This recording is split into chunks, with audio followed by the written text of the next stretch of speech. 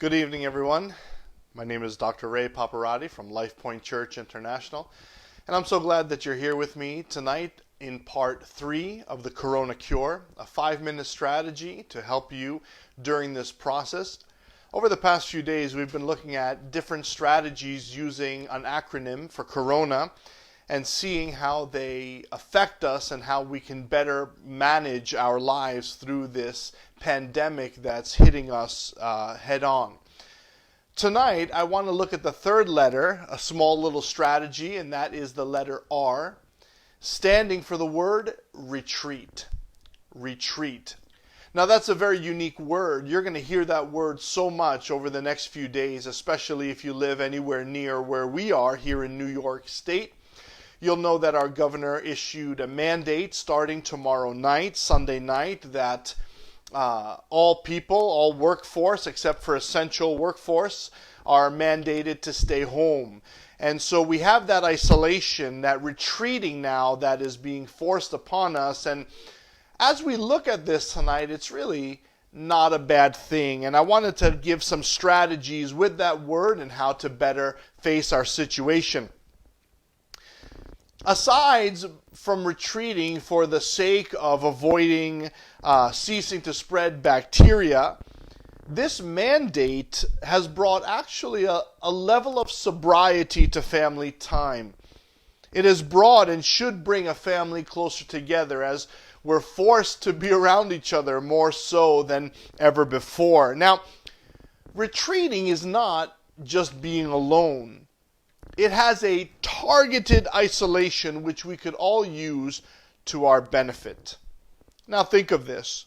The greatest part of this retreating comes when we apply it to our family, when we have people that look up to us and are able to help them manage their time and manage their way through this crisis.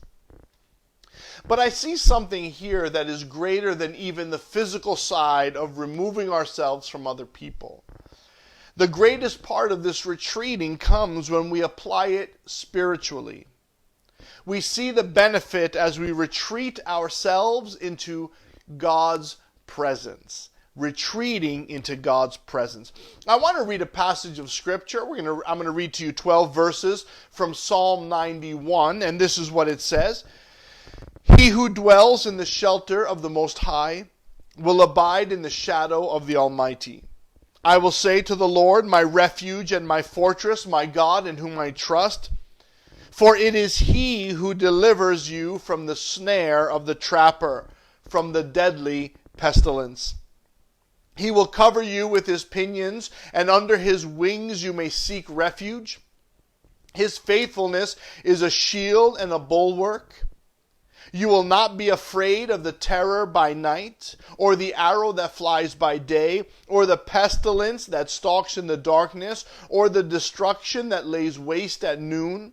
1,000 may fall at your side, 10,000 at your right hand, but it shall not approach you. You will only look with your eyes, and you will see the recompense of the wicked. For you have made the Lord your refuge, even the Most High, your dwelling place. No evil will befall you, nor will any plague come near your tent, for He will give His angels charge concerning you, to guard you in all of your ways.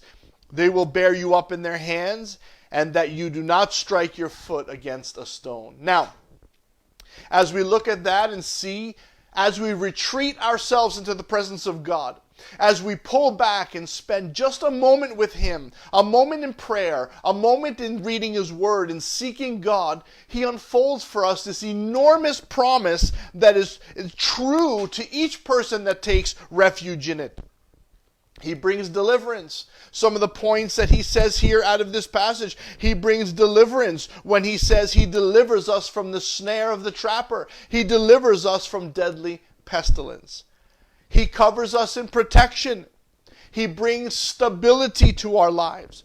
He brings an isolation to us, not that we have to run away, but that God covers us, protects us from things that we face. I love the end of that passage that we read. He says He will give His angels charge. He brings a watchful eye over those that trust in Him. Let me tell you what you need today for the corona cure, what you need to face, what you need in the midst of this trial, how to face it head on, we ought to retreat. But as I encourage you, don't just pull yourself away from people, but retreat yourself into the presence of God. Retreat yourself into the presence of God. It's Him and Him alone who can offer you any kind of peace and any kind of help. All of these benefits for one strategy, and that is the strategy of retreat. Friends, it's worthwhile to heed the instruction that is given to us. While we are in social retreat, use that retreat to grow spiritually and see the benefits of God manifested over your life. God bless you as you advance through this season with the strategy of retreat. Join me tomorrow night at the same time for the fourth strategy in the Corona Cure. God bless you tonight.